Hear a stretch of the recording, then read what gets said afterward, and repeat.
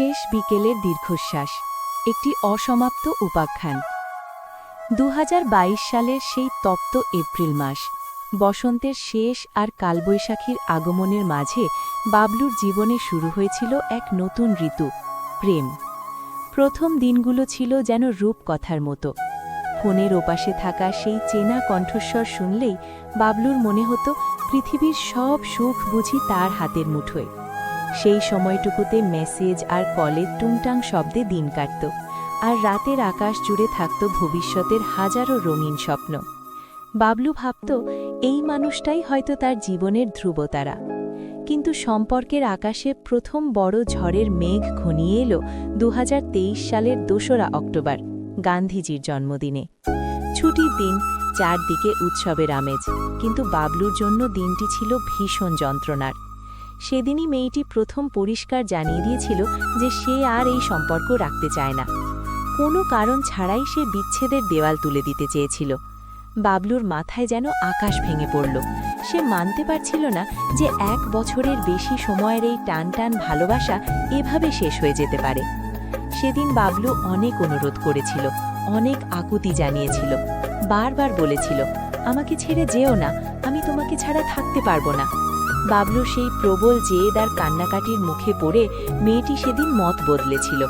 সম্পর্কটা টিকে গেল ঠিকই, কিন্তু সেই ফাটলটা আর জোড়া লাগল না। বাবলু ভাবত হয়তো তার ভালোবাসার টানেই মেয়েটি ফিরে এসেছে, কিন্তু আসলে সেটা ছিল এক প্রকার জোর করে টিকিয়ে রাখা সম্পর্ক। মেয়েটার মনে সেই মায়া বা ইচ্ছা আর আগের মতো ছিল না। সে কেবল বাবলুর জেদের কাছে নতি স্বীকার করেছিল, আর সেই থেকেই শুরু হলো এক বিষাক্ত অধ্যায়। ২০২৫ সালের মাঝামাঝি সময় থেকে বাবলু এক অদ্ভুত পরিবর্তনের আভাস পাচ্ছিল। যে মানুষটা একসময় কল করার আগেই ফোন রিসিভ করত, সে এখন ঘন্টার পর ঘন্টা ফোনই ধরে না। বাবলু স্ক্রিনের দিকে তাকিয়ে থাকত, রিং হয়ে কেটে যেত, কিন্তু ওপাশ থেকে কোনো সাড়া আসত না। এক বুক হাহাকার নিয়ে যখন বাবলু আবার ডায়াল করত, তখন দেখত সেই অতি পরিচিত নম্বরটি অন্য কোনো কলে ব্যস্ত। রাত বাড়ত, বাবলুর মনের অস্থিরতাও বাড়ত। ফোনের ওপাশে কল ওয়েটিং চিহ্নটা দেখে তার বুকের ভেতরটা দুমড়ে মুচড়ে যেত। দীর্ঘ প্রতীক্ষার পর যখন কথা হতো, বাবলু কম্পিত কণ্ঠে জিজ্ঞেস করত, এতক্ষণ কার সাথে কথা বলছিলে, কেন ফোন ধরছিলে না? ওপাশ থেকে খুব নির্বিকারভাবে উত্তর আসত, আরে বান্ধবীর সাথে কথা বলছিলাম তো, ও অনেক মন খারাপ করেছিল তাই সময় দিচ্ছিলাম।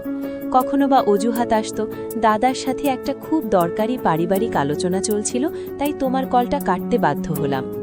বাবলু বিশ্বাস করতে চাইত, সে নিজেকে বোঝাতো যে হয়তো সত্যিই কোনো জরুরি কাজ, কিন্তু মন তো আর অবুঝ নয়। সে দেখত দিনের পর দিন সেই একই অজুহাত। বান্ধবী আর দাদার গল্পগুলো যেন এক একঘেয়ে চিত্রনাট্য হয়ে দাঁড়িয়েছিল। বাবলু যখন খুব আবেগ নিয়ে কথা বলতে চাইত, ওপাশ থেকে কেবল পাওয়া যেত একরাশ অবহেলা আর নীরবতা। বাবলু বুঝতে পারছিল ২০২৩-এর সেই ২রা অক্টোবর সে জোর করে যাকে আটকে রেখেছিল, তার শরীরটা পাশে থাকলেও মনটা অনেক আগেই অন্য কারো ঠিকানায় চলে গেছে।